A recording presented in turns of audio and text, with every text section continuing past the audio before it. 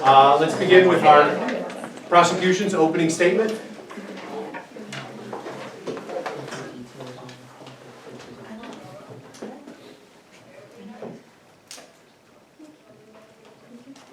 A tragic, self-centered pursuit of stardom. Riley is dead. A death not caused by any weapon of choice, but by recklessness, negligence, and complete disregard for human life, displayed by none other than Jordan Brooks. Riley Gordon was a 17-year-old senior attending Summer Creek High School. She was an excellent gymnast, loved by friends and family, with a great school record prior to meeting Jordan Brooks.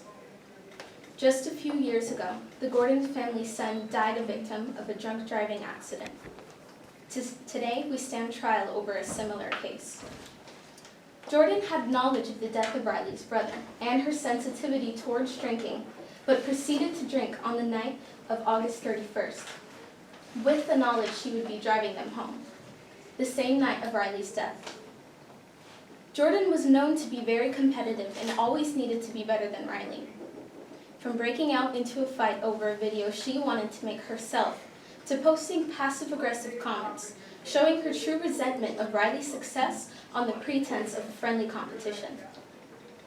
Here's what will prove. Riley Gordon's death could have been avoided. By definition, a charge of manslaughter is culpable negligence. Her irresponsibility was gross and flagrant, with reckless disregard for the safety and welfare of Riley Gordon. Secondly, the car was driven in a complete reckless manner, with absolutely no regard of Riley's well-being. At the end of this case, I'm confident that you will make the right decision. And Vince?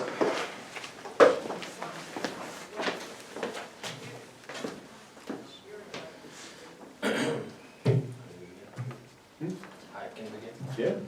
Yeah.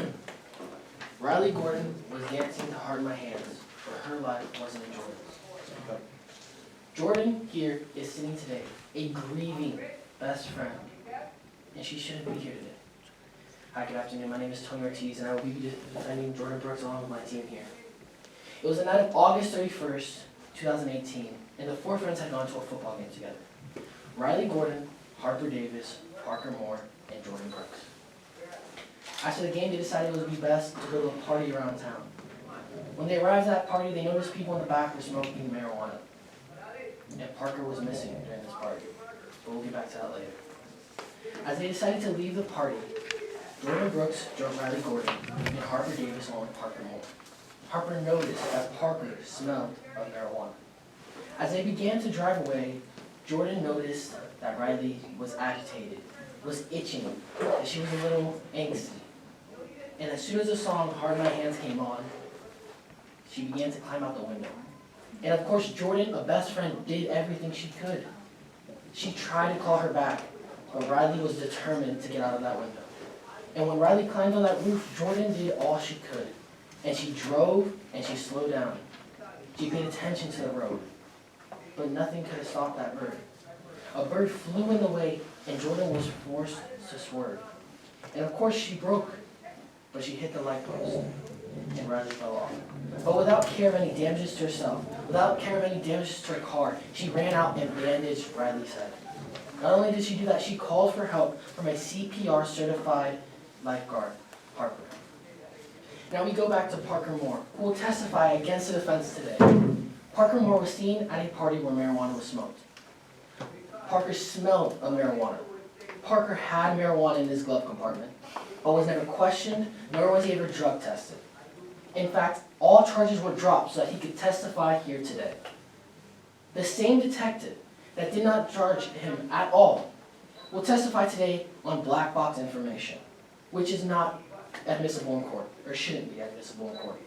That information, he will claim, showed acceleration as Jordan began to swerve, which is in fact not true. That data was taken 2 weeks after the incident, and our doctor will testify to the fact that any data from a black box must be taken from the exact time of the incident. The detective will also state that a picture shown shows that the curb has a mark of acceleration from the tires, which is in fact not true. The even distribution as stated by our doctor, will tell you that it is breaking, in fact. Now we go back to how Riley was her own person, and we mourn for Jerry Gordon. We understand that her death is painful, but that does not make Jordan Brooks liable. Riley was her own person. Riley chose to get on top of that car. Jordan did not ask her to. Jordan did not force her to. She chose to. Jordan tried stopping her, but she chose to. Riley was her own person. The night of the incident, she wasn't supposed to be out of the house. Her mother had said that she was not allowed to go out. If her own mother can't control her, how did we expect Jordan Brooks to? She was also known for trespassing into a public park. Now we understand that this sounds cruel, but we cannot put the death of a young girl on Jordan Brooks. You'll also listen to Harper. Harper will tell you about how Jordan Brooks was a great friend, and how it was actually Riley who was a more competitive person. In this case, they're charging Jordan with manslaughter, and it must be culpable negligence. For negligence to be culpable, it must be gross and flagrant. And he wasn't negligent. She wasn't negligent. Jordan Brooks drove the car slowly, to 15 miles per hour. Anyone who has driven before knows how slow that is. And then afterwards, when she had crashed, she came out and bandaged Riley and called for help. They're also charging for vehicular homicide, saying that the death was caused by the operation of a motor vehicle by Jordan Brooks, which in fact, it was not. Riley was the one that got on top of that car, and Jordan was forced to swerve, and that's not her fault. Secondly, for vehicular homicide, they must prove beyond a reasonable doubt that Jordan Brooks operated the motor vehicle in a reckless manner. When she did not, she slowed down to 15 miles per hour. Again, a reminder, the prosecution must prove to you beyond a reasonable doubt, beyond any proof against them, that Jordan Brooks committed these crimes. I'm confident that after you hear all the witnesses today and see all the evidence, that you will find in favor of Jordan Brooks being not guilty. Thank you. Okay, prosecution, the floor is.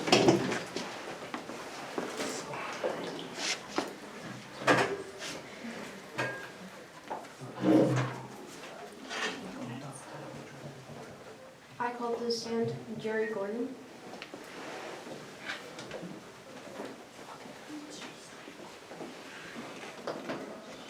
Speak louder, everybody. Jerry, what is your profession? I work at Summer Creek High. I have my master's in psychology and bachelor's in psychology and school administration. How long have you worked at Summer Creek High School? I've worked there for 20 years. How close were you with your daughter with Riley? We were really close. She would often tell me about the stunts Jordan would pull. And when did you notice that Riley was acting strange? She wouldn't put her phone down at all, even during dinner. What would you characterize Jordan as? Manipulative. Were you aware of Riley and Jordan's stunts? Yeah, I was aware. How did you find out about the stunts? She would often tell me, and I had also made an account to keep up with all the stuff she would pull. How did you feel about these stunts? I didn't agree with it. Where were you on the night of August 31st? I had gone out with my spouse that evening to an event. Did it come to your attention that Riley was at a party that night? No, I had grounded her. I didn't think she would be out. Did Riley ever drink any intoxicants? No. Did you know about Jordan and his drinking? She would tell me all the time. He would drink at parties. Has Jordan ever showed any sensitivity to compulsions of alcohol? Yes. And lastly, Mr. Jordan, how did it feel that morning when you saw the video of Riley's death? I couldn't believe the comments on that video. I didn't believe people could be that heartless. Thank you. Cross.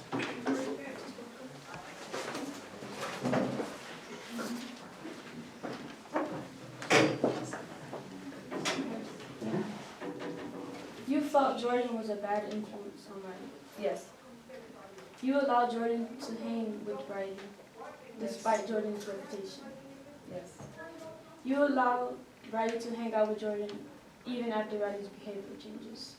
Yes. Even after the trespassing warnings, you allowed Riley to hang out with Jordan. Yes. You allowed Jordan into your home to speak to Riley even after their fight. Yeah. Riley was grounded that night, Yes. and you left Riley home alone, unattended that night. Yes. Nothing further. Okay. Do you need to redirect? No?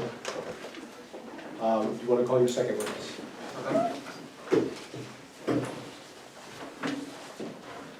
I'd like to call Detective Val Nicholson to the stand.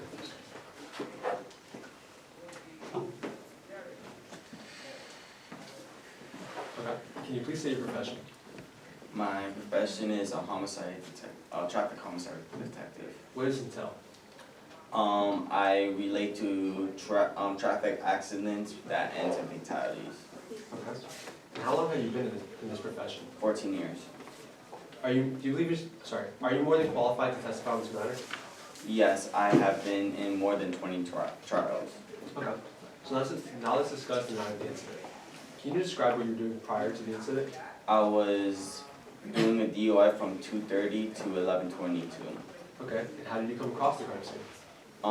As soon as I finished my DUI, I got a call about the incident and I arrived at the scene at 11:25.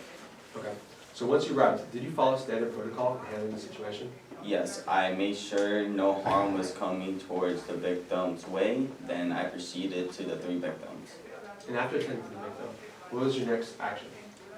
I talked, one of the victims told me they started doing CPR, and then I took over with the CPR to the paramedics came. And did you interview any of these witnesses? Just talk to them? Yes, we questioned Harper Davis, Parker Moore, and Jordan Brooks. We separated all 3 of them. So, which one did you talk to? Jordan Brooks. In your initial discussion with Jordan, how was his physical state? I asked questions about her physical state. She says she was fine. And his mental state? I can imagine what mental state Jordan Brooks would be in after the accident. How did this discussion progress? I asked questions about the accident. Then throughout the questions, Jordan looked pale and lost consciousness. Okay. So let's talk about your observations of the crime scene. In your professional opinion, what happened at the scene of the crime? From my analysis of the scene, I looked around. I saw that there were marks on the curb that for me indicated that it was acceleration right when she swerved and left marks on the curb and hit the pole. Okay. So did Jordan attempt to brake? No, I didn't see no brake marks. Got it. Now let's discuss your proceedings after the night of the incident. Was this observation of Jordan not braking backed up by any further evidence? Yes, by the black box. The black box, so there was acceleration prior before the airbags deployed. Can you describe a little bit more what the black box is? The black box, I lost the word. The black box, analyzes the data from the car, what it does, acceleration, brakes, any major, I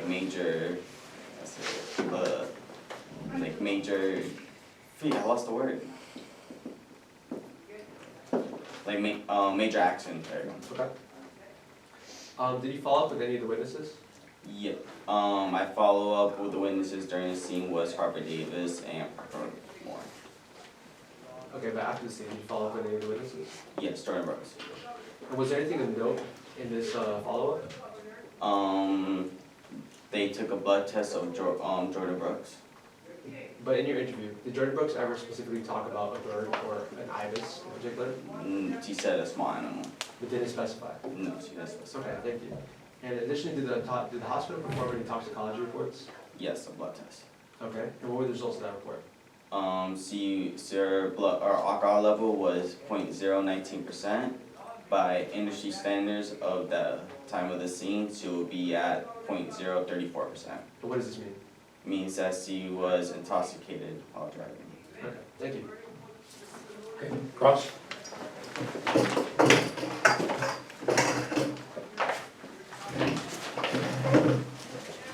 Sergeant, you are a traffic homicide investigator. Yes. As your role as a traffic homicide investigator, you sometimes have to investigate the sobriety of drivers. Yes. If you suspect a driver of being under the influence of drugs or alcohol, you can perform sobriety tests. Yes. Often people under the influence aren't reliable witnesses. Yes. In order to determine the presence of drugs and alcohol, Jordan was tested. Yes. Parker was found to be in the possession of marijuana at the scene. Yes. Parker was not tested. No. You interviewed Parker despite his possession of marijuana. Yes. No charges were pressed against Parker for this possession because of his testimony. Yes. The night of the accident, you were on your way home. Yes. You were coming home from a DUI investigation. Yes. You spent the majority of your day at this investigation. Yes. And you arrived at the scene at 11:30 approximately. Yes. This is approximately a 9-hour shift. Yes. Jordan's car was impounded to the station. Yes. You searched Jordan's car. Yes. You downloaded the black box data. Yes. You did not immediately download the black box data until a week after. No. The car had been moved in the time between the crash and when you downloaded the data, correct? Yes. No further questions. Redirect? No. Okay, you can step down. Prosecution's third witness?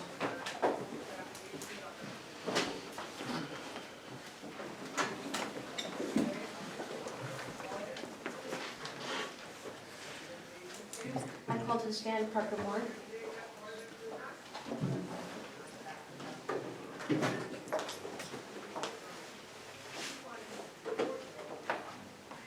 Can you introduce yourself to the jury, please?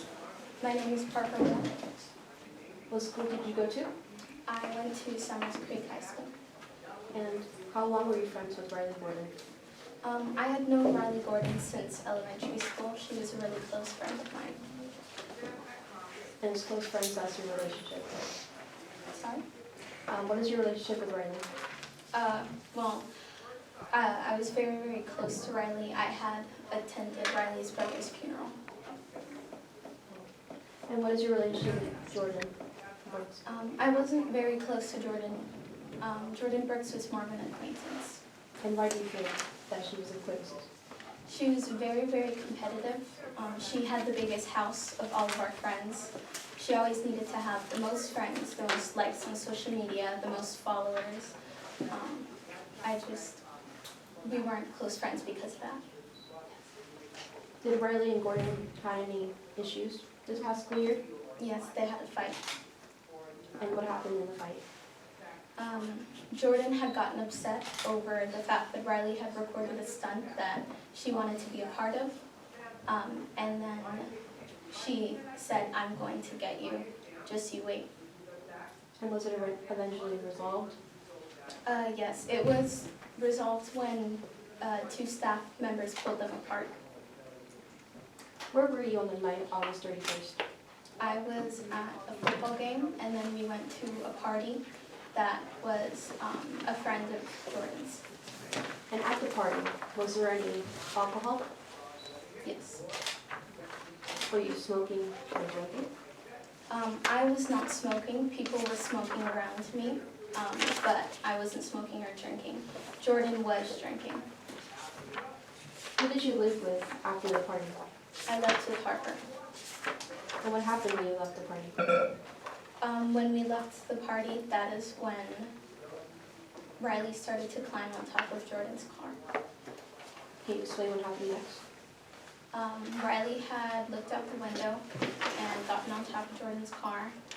And I tried to tell them to slow down, but eventually Jordan swerved her car and crashed into a light pole, I believe. And Riley had been there laying on the floor.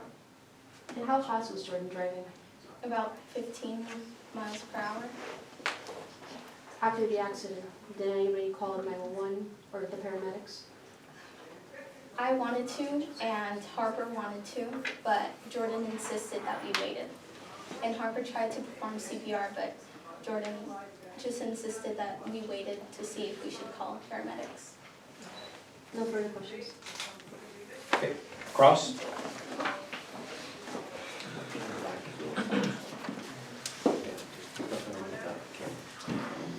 August 31st, there was a football game. Yes. You attended the football game. Yes. Afterwards, you, Jordan, Riley, and Harper went to a party. Yes. You didn't know who the host was. No. You went anyway. Yes. You separated yourself from the group. No. No, you stayed with Riley, Jordan, and Harper the entire time? Not all of them the entire time. At some point, Harper did leave, but I didn't separate myself from the group. You didn't separate yourself, but you stayed with them? You stayed with them Yes. the entire time? Yes. Afterwards, you drove with Harper. Yes. You were following Jordan. Yes. Did Jordan swerve? Yes. No, he did. Did Jordan weave in and out of lanes? Yes. He did. She swerved her car. No, weaving in and out of lanes, not swerving her car. Sorry? When she was driving before the accident, was she weaving in and out of lanes? No. Afterward, you saw Riley repeatedly stick her head out of the car. Yes. Then you saw her climb to the roof of the car. Yes. You were focused on her. Yes. And then you were definitely focused on her when you saw Jordan swerve and you saw her fall. Yes. Then, once you were testifying, once the police came, you were interviewed by the officer. Yes. You were found in possession of marijuana, Yes, but it wasn't mine. but you were found in possession of marijuana. Yes. Then, later on, you were not tested for being under the influence. No. You were not charged with having marijuana. No. You were instead asked to testify. Yes. That was early on. Okay, redirect? No. Redirect? Okay, you can step down. Does the prosecution have any more witnesses? No. No. Okay, let's move to the defense. Would you like to call your first witness?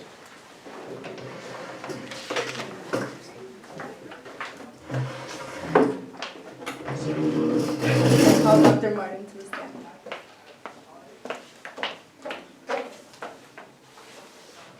Please state your name for the record. My name is Dr. Alice Martin. Dr. Martin, could you please tell the court the extent of your professional experience? Yes, I've been a engineer for the past 25 years. I received a PhD in engineering from Peach Tech in Georgia, and I also own my own forensic company. Could you give an example of the kind of work you do? Mostly, I'm hired to inspect vehicles that have been involved in crashes. I determine the cause of the crash. And who hired you for this investigation? Jordan Brooks Martin. Were you paid for this investigation? Yes, I was paid $1,500 to testify, and I was paid $5,500 for my inspection. Let's discuss the site of the accident. Did you visit the site? No. Why not? I wasn't hired until 2 months after the accident. Therefore, I didn't find the information at the site to be useful, or if I would obtain any. Did you investigate Jordan Brooks' vehicle? Yes. Can you describe the process of the investigation? I inspected the vehicle for about 2 hours. My inspection involved a visual inspection. I drove the car, and I also reviewed the measurements of the car. And what did you find? I found an issue within, I ran diagnostic tests on the anti-lock brake system, and I found an issue. Can you describe the extent of the issue? Essentially, if there's an issue with the front brakes of a front-wheel drive car such as Jordan's, then the braking capacity of the car as a whole is 30%, not at full capacity 100. Has there ever been any reports of brake issues with car models similar to Jordan's? Yes, within my report, I included an article of a car comparable to Jordan's that experienced an issue with its brakes. Let's discuss the rest of your inspection. Did you review the black box report that was provided by the detective? Yes, I did, however, I did not download the data myself. Why not? The data wasn't taken immediately after the accident. It's unreliable. In your professional opinion, can you describe the reliability of the black box? Those boxes are notoriously inaccurate. In order for it to be considered reliable, the data has to be taken immediately after the accident. Also, the data cannot be said to be from the accident itself, considering the car had been moved prior. So you can say the black box is unreliable. Yes. What else did you review in your inspection? I drove the vehicle. And what did you notice when you drove the vehicle? As I was driving the vehicle at 15 miles per hour, I noticed that the brakes underperformed. At 15 miles per hour, it took the car 20 feet to brake. An acceptable rate distance to brake would be 10 feet, rather it broke at 20. So at 15 miles per hour, the brakes underperformed? Yes. On page 48, Exhibit H, in your professional opinion, can you describe what the pictures of the crash indicate? This picture provided by the detective shows a darkening upward motion of the marks. This would indicate that the driver broke. So you're saying the officer misinterpreted the cause of the tire marks? In my professional opinion, yes. So you agree that the tire marks indicate braking and not acceleration? Yes. No further questions. Okay. Cross? State it.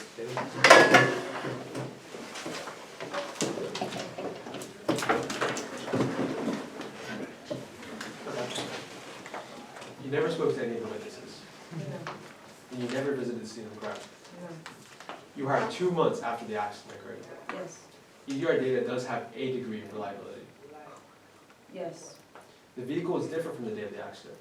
Second? The vehicle is different from the day of the accident. No. In an earlier statement, you mentioned how the airbags had been changed. Is this not different? Yes, it is. So the vehicle was changed from the day of the accident? Yes. Okay. The defense is paying you $5,500 for your examination. Yes. And your testimonial, and the defense is also paying you $1,500 for your testimonial here today. Yes. Thank you. No further questions. Okay, you can send them. Or you guys need a redirect? Would you like to call your second witness? I'd like to call to the stand Jordan Brooks.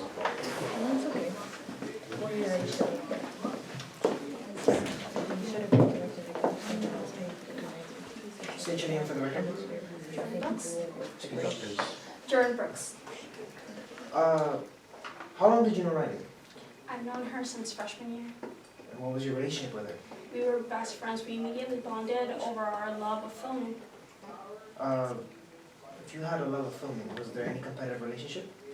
I mean, we were competitive in the best way. We always tried to make each other better, Were there ever any disagreement between the two? like in any friendship, but we always came together. She was my best friend. Any confrontation?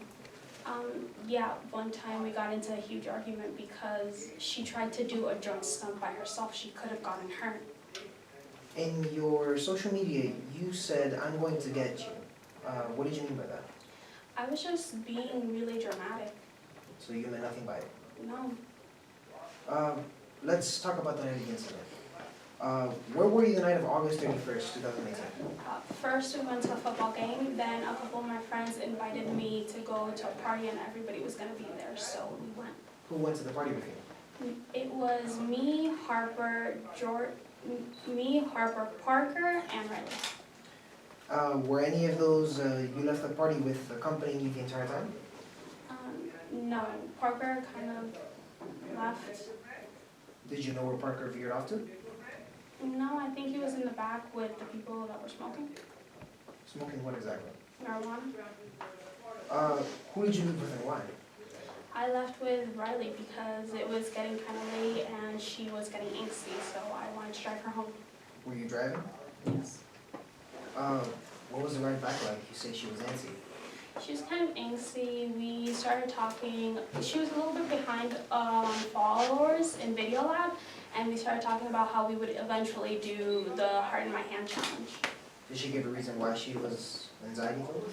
She said she had had a fight with her mom and that she sneaked out. So her behavior was strange. A little bit. Did Riley tell you she was thinking of doing a stunt at the time? She joked about getting on the hood of my car, but I thought that's all it was, a joke. Did she end up actually getting on the roof? She got on the roof, not the hood of my car. How were you driving when she jumped on the roof? I immediately started to ease my foot off the gas. I didn't want to brake because that would cause her to suddenly fall off. I tried to go as slow as I could so that she would be safe. Ultimately, when she did fall off, what happened?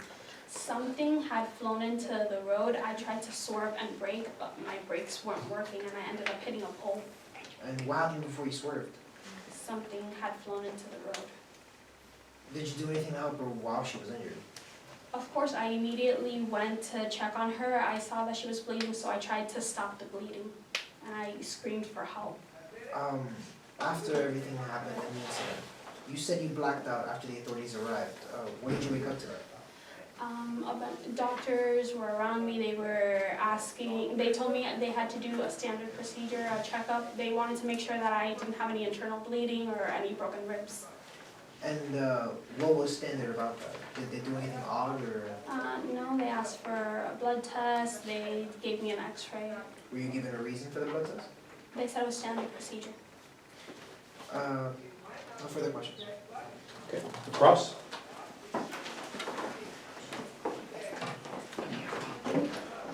You and Riley are good friends, correct? Yeah. Mr. and Mrs. Gordon didn't approve of your behavior with Riley. The Gordons considered you a bad influence. Parker, a good friend of Riley's, didn't approve of the relationship. You and Riley had a competitive rivalry. Mhm. You have exhibited violent behavior in the past. Not violent. You and Riley got into a physical fight August 1st, correct? Yes. You told Riley, I'm going to get you. You just wait. I said I'm gonna get you. Something along those lines. You had bad blood after this physical altercation. No, I got over it. Jordan 1 is your Video Lab account, correct? Yes. On August 19th, 2019, you liked an article about a heart in my hand video death. Yes. This was the same video Riley attempted to mimic the night of the murder. Yes. On August 20th, 2019, you commented, if we can get you to flip off something moving, 10K views for sure. Yes. On August 29th, 2019, you also commented, so close to 10K, I'm going to have to take you out. You're getting too close, ha ha ha. Yeah, we had a joking rivalry.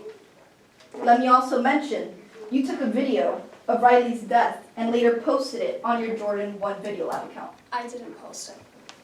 So now let's speak about the night of the incident. You drank that night, correct? Yes. Riley never drinks. She doesn't. She was upset you knowingly drove with alcohol in your system. She was upset I drank.